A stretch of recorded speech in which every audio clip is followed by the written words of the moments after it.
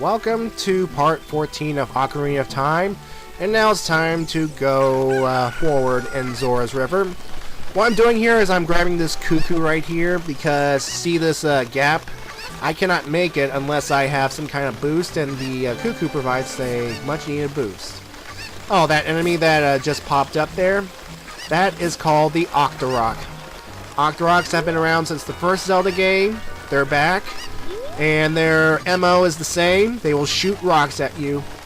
Now, what's different about this version of the Octorok is they will appear from the water to blast you and then hide back as soon as you get close to them. The Octoroks in the 2D games are pretty much land-bound and will still shoot you regardless of how close you are. So, that's nice. Anyway, here, as usual, you have to throw the cuckoo and then climb, but you want to be careful because when you let go of the cuckoo, it will run frantic for a little bit, and while it's panicking, it can fall into the water and then it will fly away, meaning you will lose the cuckoo. Because what I want to do here is I want to get that heart piece, and here's one way you can do it. Make sure you take the cuckoo and get as far as here, and drop it into the water, and when it goes into the water, it will fly away back to its original position near the circle of rocks in the beginning. But don't worry, there is another cuckoo on top of this cliff here, and we're going to use it in just a bit. Now, see this boulder right here? That boulder is actually a way to another fairy fountain. So I'm going to open it just to be sure, and here's what happens. I've damaged the cuckoo enough, and now it's going to summon its brethren to attack me, and if I do not get out of the area quickly, it will kill me. No joke. So I'm just going to fall into the hole where the fairy fountain is. That was a close one. So yeah, that's what happens when you damage a cuckoo enough times. And let's not do that again, folks. Anyway, go ahead and take the cuckoo, and we are now going to go ahead and journey towards this heart piece. What you want to do here is see where the gossip stone is. We're going to try and cross over to that area first. Of course, you got to be careful of this log here. If you fall off, you're going to probably have to retrace your steps. You know, it suck. Oh, and down there, you see down there in the river to your left, those are blue tektites. Yeah. Blue tektites are generally more associated with the water, while the red tektites were more associated to the rocks, I believe. Yeah, but they're pretty much the same as the other ones. They will see you, they'll jump towards you, and try to bump into you, but you can kill them, no problem, if you know what to do. So, yeah. Alright. Of course, we can continue on through Zora's River. In this log here to my right, we'll visit that place later on. Right now, I just want to get to Zora's domain. Now, if the name Zora sounds familiar, if you're a Zelda fan, especially of the 2D variety games, Zora has been commonly known as is pretty much an enemy of the Zelda series. They're pretty much these they look like creatures from the Black Lagoon that pop up and shoot fireballs at you, trying to hurt you. They're like monstrous fish animal people. So why would we be going to a place that has monstrous fish people that look like they come from the Black Lagoon? Well, you'd be surprised that this race of Zora is actually a gentler race, and you'll see it momentarily. What you just saw was that there is a heart piece right there that I cannot get at the moment, so I'm backtracking to get a cuckoo so I can, well, pretty much get that heart piece. I think there's a way you can, get the heart piece without a cuckoo, but why take the chance? I mean, seriously. So yeah, this is what you do if you pretty much lost a cuckoo. You pretty much backtrack all the way here. Whee! Oh, folks, here's a fun fact. If you have not visited Zora's domain yet, the owl will appear in that spot again and repeat the same exact message until you enter Zora's domain. So if you happen to go back and forth between Zora's River and Hyrule Field, or pretty much enter the fairy fountain and exit, you'll pretty much encounter him again. And he will not shut up. Anyway, I backtracked to the here, and I'm going to get my chicken back. Or cuckoo, or whatever. Yeah, and again, you gotta make sure to hold on to the cuckoo, because if it touches water, you lose it.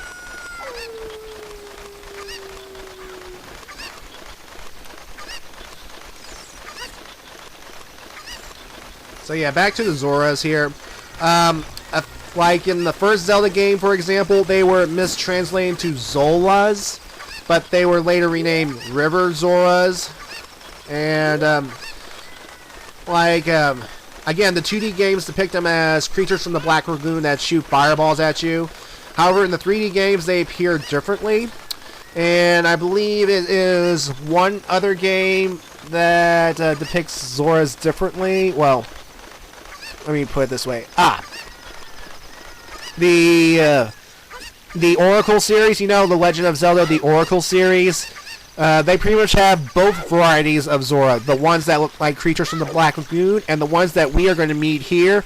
And they depict them differently as the ones that we're going to meet in this game as the sea noble ones, and the ones that attack you as the river ones, just like in the original game. So, yeah. Anyway, now that we have the chicken this far, we can just keep going, ignore the Octoroks shooting their rocks from their snout.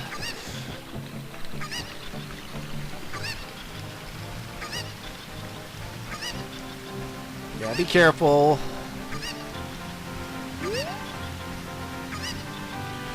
And it's best to jump from a higher angle, like right here. I mean, you want to guarantee that you'll be able to make it to the heart piece, but yeah. So like right around here, just jump, go glide, and score.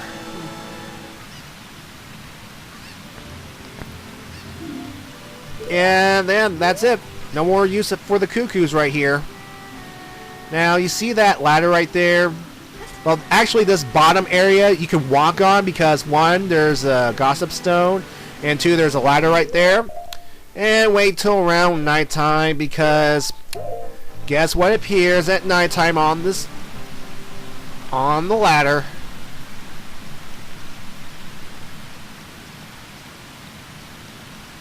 Come on, anytime now. Come on. There we are. A gold Skulltula. You know the drill.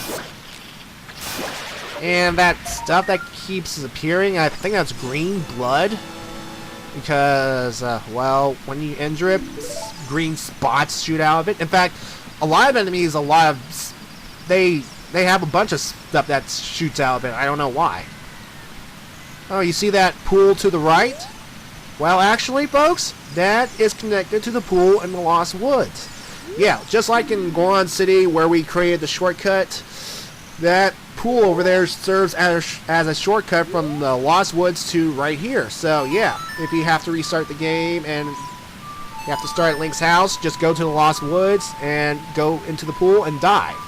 However, we cannot use the thing yet because we cannot dive that deep yet. Anyway, here at this waterfall, play Zora's Lullaby to part the waterfall. That will create an opening for us to jump in, and we will be entering Zora's domain. Alright. As you can see here, it's this nice underwater cave area. And it's nice, it's decent looking. It's unique. And the music here, it has kind of this underwater-like feeling, you know. It's kind of like all something you would hear in a underwater level or so. So yeah. Anyway, you go here and try to talk to the Zora King. However, he's not in the mood to talk because he is worried for his daughter, Princess Rutto. So, that's going to be a plot point later on. What I'm going to do is, I'm going to take a Deku stick and pretty much get the fire from this torch, and I'm going to take it to this torch right here. Now, I don't know if I said this or not, because you see those wooden torches that like have wooden structures, that more like stable structures? They tend to last more, they tend to last permanently compared to the torches that have like sticks at their base, like this one right here. So, yeah. What I'm doing right now is I'm trying to light all of the torches, because if I light all of the torches, it will make a treasure chest appear right here, in fact. And of course, be careful, because these torches right here, again, can lose their fire after a certain amount of time, like ones early on, so I have to backtrack and quickly get the other torches. And thankfully, my Deku stick is not burning up yet. Alright, we did it. And of course, the torches will stay lit because, of course, well, we revealed the treasure chest, and every time a secret, the puzzle required, every time we solve a puzzle, like, it'll stay solved. You know what I'm talking about? Like, what, you know, whatever. Anyway, this treasure chest, we get a heart piece, joy, and we get more health. So, we are now up to a grand total of 8 hearts. So yeah, like, by lighting all the torches, they will stay lit because the prize for solving the puzzle is present, and the treasure chest will remain. And there's no way we can douse the fire. So yeah. Anyway, I told you earlier that Link can only dive up to 3 levels, I believe. But there's a way we can change that right now.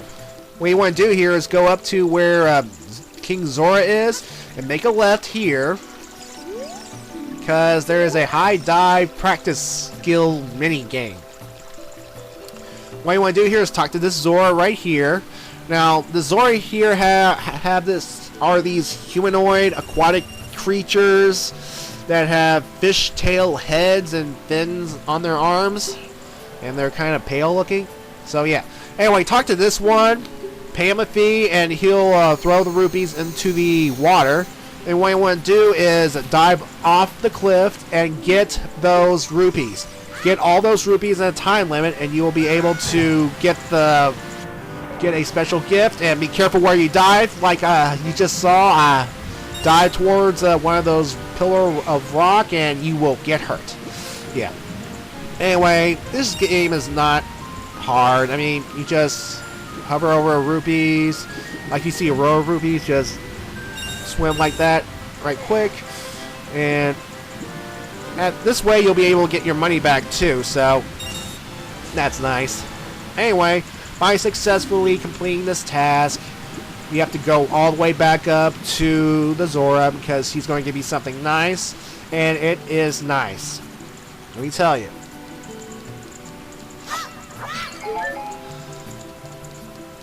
Of course, always check pots for hearts if you get damaged.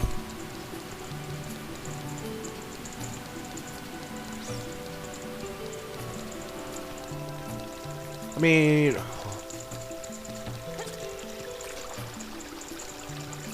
I'm going to get something nice, yay. Okay, alright, talk to him again. And yeah, Grace will dive me right into a rock. Well, anyway, he's going to give us a scale of their kind. And this silver scale will allow us to dive deeper. That's right, we can now dive much deeper than we could previously. So, let's do this right, folks. I give it a 9, personally. Anyway, now we can dive up to 6 levels. So that is fantastic. So, yeah. Now, I wonder whose bright idea this was to, like, make the Zoras, you know, the good people, because, you know, they were enemies in past Zelda games, but, hey, let's create this aquatic race. Who do we have? The Zoras? Good, let's use them. But they were enemies in past games. There were different races of Zoras. These Zoras are good, they're kind. Yeah. Anyway, now that we can dive deeper, we can use the shortcut in the Lost Woods, and we can go down this way. And by going down this hole in Zora's domain, we will end up in Lake Hylia. And Lake Hylia is actually on the other end of Hyrule. So, we somehow magically got transported from one part of the map, Zora's domain, on the far right, to Lake Hylia, which is on the far left. Yeah. Anyway, what you want to do around this structure, dive and pick up another empty bottle. Alright! We got 3 empty bottles, but unfortunately it is not empty because there is a note inside. And yeah. So anyway, before we go back to Zora's domain, let's explore this area right quick. We want to swim this way to a little area where there are 2 scarecrows. And let's talk to this guy right here. His name is Naru, and yeah, the musical genius. So what you want to do is whip out the ocarina in front of him, and what you want, and pretty much play a song that you can remember easily. Like, do like a 2-note combination or something. Something like I'm doing right now. Alright, and he's going to remember it, and, well, folks, that memory will pay off later in the game, I can tell you that. So let's go talk to the second scarecrow. And his name is Pierre, the Wandering Scarecrow. And he wishes he could move around, looking for some music and all that. Foreshadowing. Anyway, we'll get back to the scarecrows later in the game. Go this way right here, and by this house right here, there is actually another soft soil spot. So by now, you should know what's going to. You should know the drill. It's take out the bugs and plop them near the soft soil, and then kill the gold Skulltula, grab the token, and plant the magic bean. And I kind of goofed on the location of Lake Hylia from when I saw that map there. And it's actually on the bottom left corner of Hyrule, but still, to travel from one place to another, yeah. That's kind of weird, but again, Hyrule is a magical place. Yeah. And so what is this house right here? Well, actually it's called the Observatory, I believe. The Lakeside Observatory, if I remember. Yep, laboratory. Yeah, I was close. And who is this charming fellow? He's going to make medicine using Lake Hylia's water and chemicals. That could be useful. And an old lady at the potion shop. Yeah, we'll meet the old lady at the potion shops at some point. So yeah.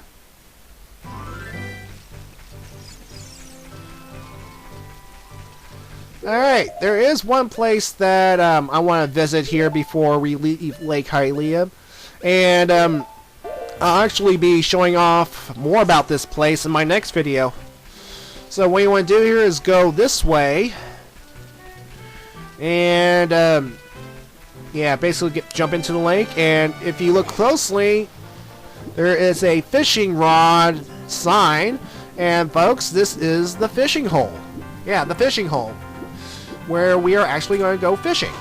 And we will actually fish in the next video. See you then.